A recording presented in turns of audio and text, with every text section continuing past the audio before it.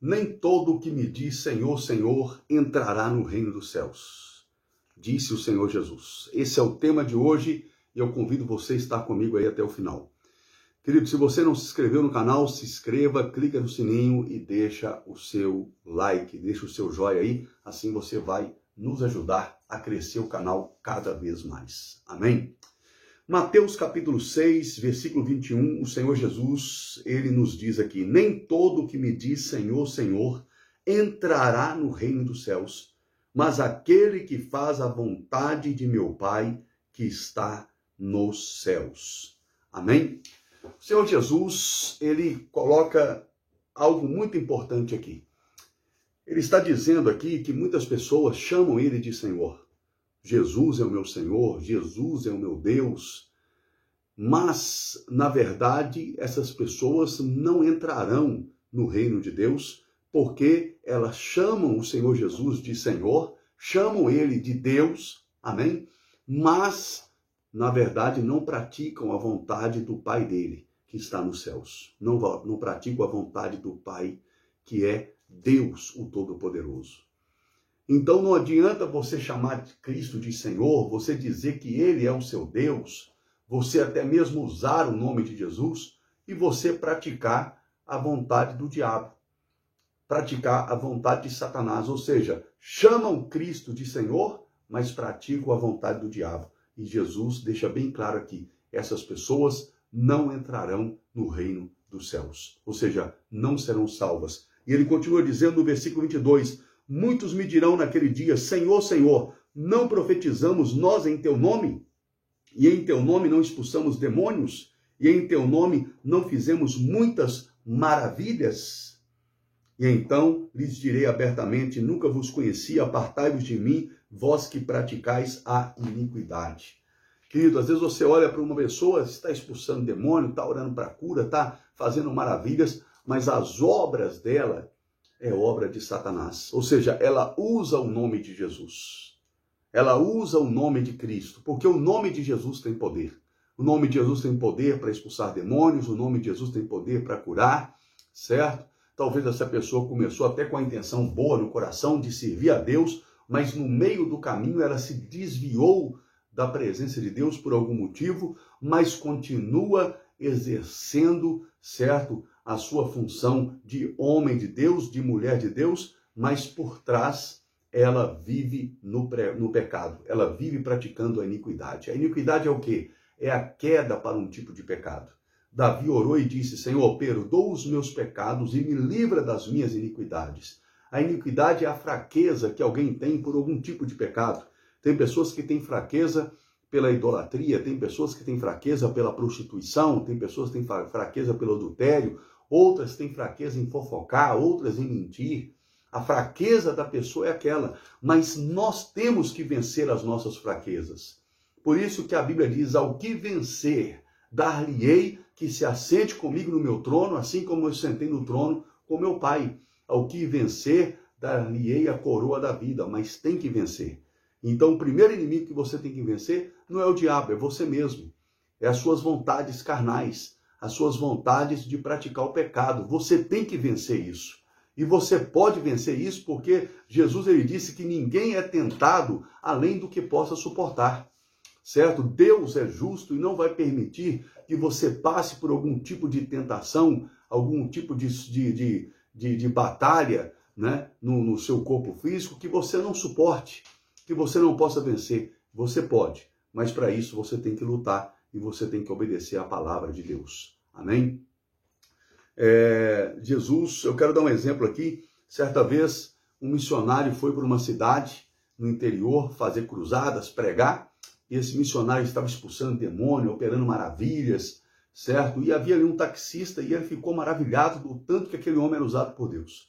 Quando terminou o culto, o taxista foi trabalhar à noite e foi para o ponto de táxi. E em frente ao ponto de táxi tinha um boteco, né? Tinha um bar ali. E de repente ele vê aquele missionário entrando no bar na madrugada, certo? Vê ele jogando sinuca, tomando uma cachaça, não que é pecado jogar sinuca, tá? Mas vê ali tomando uma cachaça, vê ele ali com a prostituta, e ele olhou aquilo e falou, não acredito no que eu estou vendo. será que é ele mesmo? Até fez assim com os olhos, falou, será que é ele mesmo? E quando foi ver no outro dia, realmente era um missionário. Ele falou, meu Deus, o Senhor não me usa para curar uma doença simples, e esse homem aí está fazendo cego enxergar, paralítico andar, maravilhas.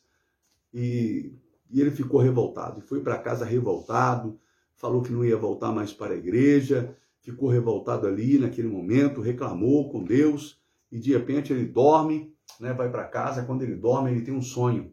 Ele sonhou que ele estava num deserto,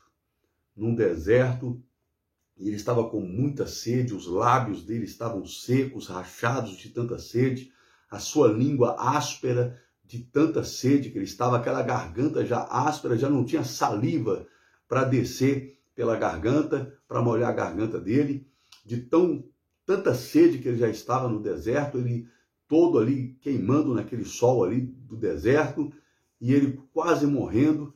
De repente ele olha para o lado e vê uma vala e uma água cristalina correndo naquela vala. Ele tenta pegar a água com a mão e não consegue.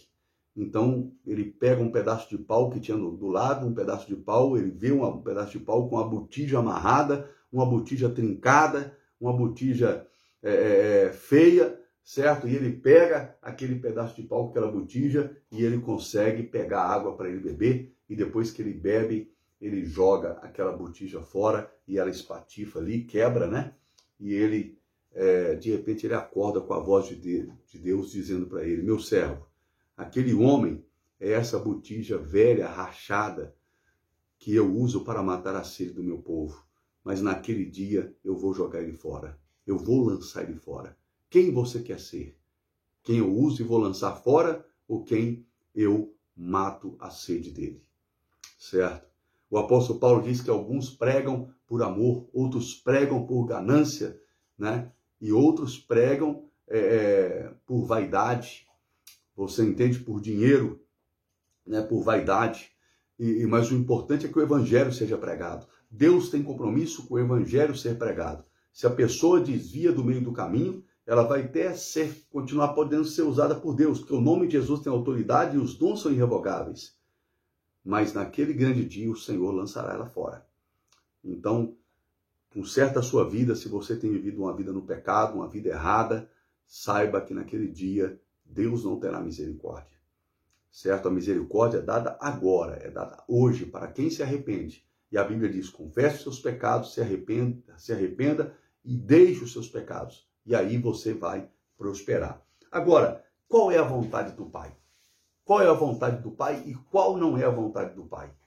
Né? Porque Jesus diz aqui, nem todo que me diz Senhor, Senhor entrará no reino dos céus, mas aquele que faz a vontade de meu Pai que está nos céus. Qual é a vontade do Pai? No Velho Testamento, a vontade do Pai era chamada de mandamentos. No Novo Testamento, a vontade do Pai é você amar ao próximo como a ti mesmo e não praticar o pecado também, né? E quais são os pecados? Vamos citar alguns aqui. Lá em Gálatas capítulo 5, né? Versículo 18 está escrito, mas se sois guiados pelo Espírito, não estáis debaixo da lei, porque as obras da carne são manifestas, as quais são adultério, prostituição, impureza, lascívia, idolatria, feitiçaria, inimizades, porfias, emulações, iras, pelejas, dissensões, heresias, invejas, homicídios, bebedices, glutonarias e coisas semelhantes a estas, acerca das quais vos declaro, como já antes vos disse, que os que cometem tais coisas não herdarão o reino de Deus. Aqui está explicando, né? Ou seja, a pessoa diz Senhor, Senhor. Ela chama Jesus de Senhor. Ela chama Jesus de Deus. Jesus é o meu Deus, eu amo Jesus. Jesus é o meu Senhor. Mas ela vai lá e pratica o adultério. Ela pratica a prostituição. Ela pratica a impureza, né? O que é impureza? Pornografia. Ela pratica a lascívia. O que é lascívia? É você praticar o pecado de sensualidade, de imoralidade, você postar o seu corpo nu na internet, certo? provocando a sensualidade nas outras pessoas, o desejo de sexo ilícito para as outras pessoas. Esse é o pecado da lascívia. A Bíblia diz que o pecado da lascívia faz guerra contra a nossa alma, né? Iras, aquela pessoa que é briguenta, certo? Dissensões, aqui está emulações, mas é dissensões, contendas, aquela pessoa que vive contendendo com os outros, né? Homicídios, ou seja, a pessoa é assassina, vai lá e mata, lembrando, né, que lá na primeira carta de João, João diz, filhinhos, aquele que odeia o seu irmão é assassino. Ele odeia o seu irmão, ele é assassino. Bebedices, ou seja, aquela pessoa que é alcoólatra, né? Glutonarias, aquela pessoa que é glutona, ela come além do que ela necessita comer. É o pecado da glutonaria. Você vê aquelas pessoas obesas, gordonas, né? Ela não se sustenta com pouca comida, ela come sem vontade, entende? Alguns comem, vai lá e vomita para poder comer mais, de tanta glutonaria a pessoa tem. A pessoa ama comer. Eu estava assistindo outro dia uma reportagem, né, sobre as pessoas muito obesas, e a pessoa lá obesa com mais de 300, 200 e tantos quilos, 300 quilos, e ela dizendo que a vida dela é comer. Ela só falta um guindaste para levantá-la da cama, você precisa de um guindaste para levantá-la da cama, e ela deitada lá e comendo. Você entende? Glutonaria.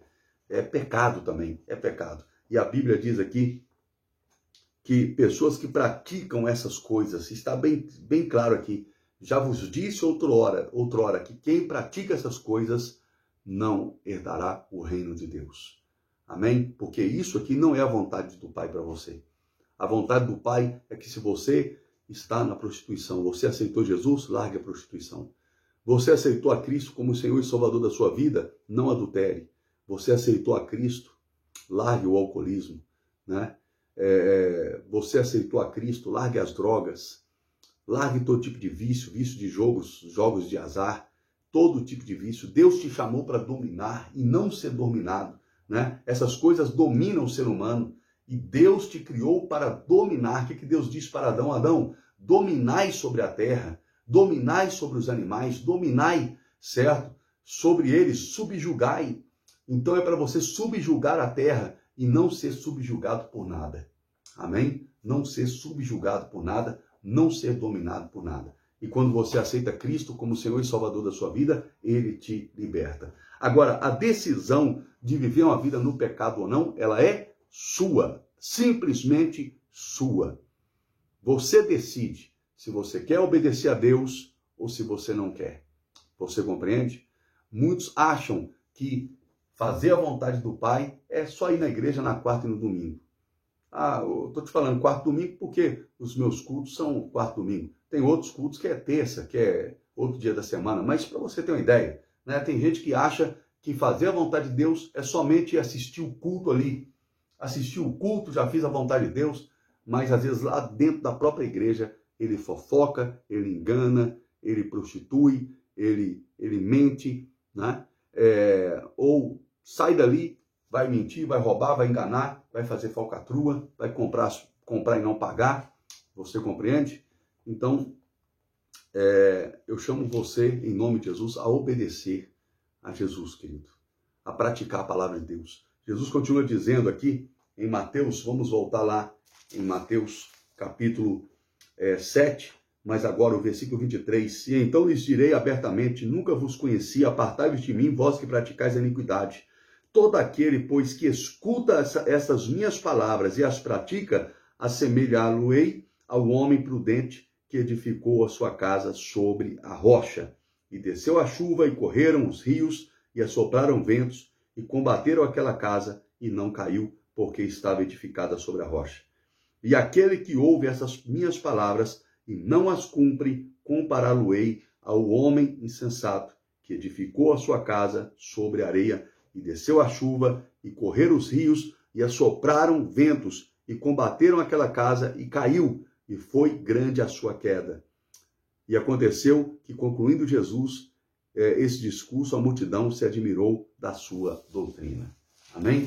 Ou seja, quando você ouve a palavra de Deus e pratica, você está construindo a sua vida sobre a rocha. Vai vir as dificuldades, vai vir os problemas, mas você vai permanecer de pé, porque você pratica a vontade do Pai. Em nome de Jesus. E você, quando pratica a vontade do Pai, você espiritualmente está dentro do reino de Deus. Amém? Lembrando que eu tenho ensinado muito aqui no canal e também lá na igreja. O reino de Deus não é uma condição física, não é paredes e não é placas denominacionais. O reino de Deus é uma condição espiritual e você só vai entrar nele quando você crê em Jesus e você praticar a vontade do Rei do Reino. Amém? Em nome de Jesus. Queridos, eu quero orar por você. Eu quero abençoar a sua vida. Talvez você tenha dito, eu não consigo praticar a vontade de Deus. Eu vou orar para te libertar. Senhor Deus, eu oro e liberta essa pessoa de toda a amarração de Satanás.